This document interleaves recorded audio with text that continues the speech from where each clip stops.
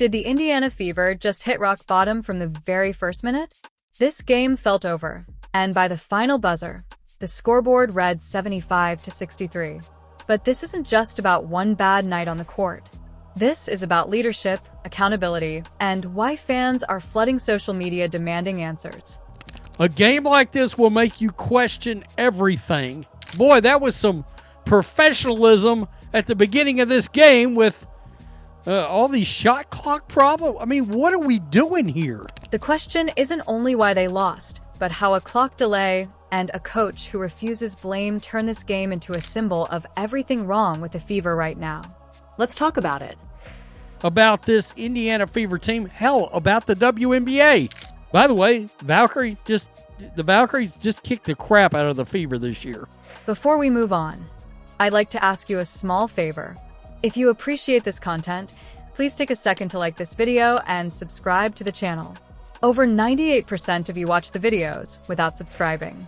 It costs you nothing, but it makes a huge difference to us. So, did you click the subscribe button? Great.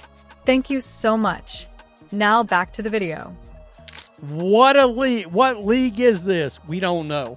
I mean, literally, we had players doing this to pass the time on the side. Yeah, they're playing their own little games and stuff. Imagine sitting down, the game tips off, and within 60 seconds you already know what's coming. That's the kind of start the Fever had. The first possession looked clunky, the ball movement flat, and immediately Aaliyah Boston drifted into spots on the floor that didn't even put her in a position to score. When you see her best post option catching the ball 20 feet out, fans watching aren't thinking about strategy anymore. They're just wondering why the offense already looks broken before a single basket is made. And then you glance at the scoreboard. But the scoreboard isn't even working because they had that weird delay with the game clock right after the tip. That moment honestly set the tone. You had players kind of looking around, waiting, energy dropping.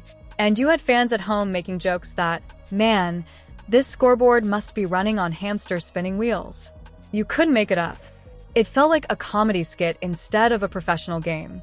And once people started posting it online, that hamster comment turned into the running joke of the whole night. It wasn't just the vibe either. The numbers backed it up. You didn't bother to be present. You were unaccounted for in this game. 2 of 7, 28.6% from the field. Number 1, Aaliyah Boston, didn't bother to show up tonight. 4 damn points. 4 points. Every single starter ended up worse than 0 in their plus-minus, which tells you this wasn't just one person struggling. The whole unit never clicked. That's 5 players on the floor at once, basically making the game harder instead of better. And that's tough because it's not about effort. It's about a system spiraling out right in front of everybody. Fans don't get mad when one player goes cold. That happens. They get mad when you can tell the game plan isn't putting anyone in a good position. And Boston's shot chart says it all. Barely any touches near the rim, just awkward jumpers and wasted post-ups for a number 1 option. That's not just a slow night. That's a usage problem. Pay us what you owe us? You owe us! You owe us our life back. Seriously, the first half between the Fever and Valkyries lasted 1 hour and 32 mother effing minutes of our souls. Meanwhile, on the bench, Aerial Powers came in and immediately lit it up. 17 points in limited minutes, just playing off pure energy, attacking the defense in ways the starting group couldn't even get started on. That contrast is exactly why people are pointing fingers at the coaching decisions. How can a bench player come in and look instantly more dangerous than 5 starters combined? You can't just write it off as a lucky night because the same stagnant possessions kept happening over and over when the starting 5 hit the court.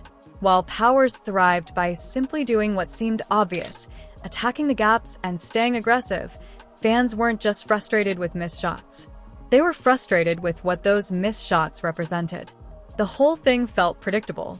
Like as soon as they gave up the first couple of buckets, the outcome was already sealed. That's why the social media reactions weren't just dragging 1 or 2 players. They were dragging the entire approach. It didn't feel like execution was the only problem. It felt like the blueprint itself had cracks all over it. And the bizarre clock delay at the start, instead of just a funny hiccup, became a symbol in people's minds. Like if something as basic as the scoreboard can't even run smoothly, maybe that same lack of control is showing up in game prep and on-court decision-making. You look at how quickly they were down big. You could sense fans gave up hope alongside the team. Nobody wants to admit that out loud. You took the ball and took 5 steps in one direction. Not one damn time. That Natasha Howard travel. She literally went walking down the street. Where are you going, Natasha Howard? How many travels did they not call on Natasha Howard tonight? I counted at least 4. But when your energy is being zapped within the opening minutes, you can't help but question leadership. Is it just execution going wrong? Or is it that the voice guiding this team isn't setting them up with confidence in the first place? That question hung over every possession, and that's why people are talking leadership more than turnovers. Because scoring lulls happen, defensive breakdowns happen, but when all 5 starters are on the wrong side of the box score and the coach doesn't make adjustments until the damage is done, everybody notices. Can this effing coach stop the zone bullshit and cover the perimeter? Kate Martin right here. She cooked our with this 3-pointer. And the foul. Boom. Valkyrie's killing the Fever with their outside shooting. No adjustments. No, you can forget that shit. Methany White is not going to do that. And that's the takeaway from this game. It wasn't really the final score that left fans upset. It was that from the clock delay, to Boston in no man's land, to starters looking lost together. The whole thing screamed mismanagement from the jump. The first minute told the whole story, which brings us to what should have happened afterward. Real accountability. Instead of that, the conversation got even messier because blame started flying instead of answers. When the coach keeps pointing fingers instead of admitting mistakes, the real damage goes way past the scoreboard. The Valkyries coach has outcoached Stephanie White in every game. We're in the last playoff spot. We literally just dropped to 8th place. Fans don't just see another loss. They see trust slipping away. A team can fix a bad shooting night, but it's a lot harder to rebuild belief once credibility is gone. So what do you think? Should the Fever make a coaching change right now? Or is there still time for White to adjust before the locker room tunes her out completely? Because that game clock might stop and reset.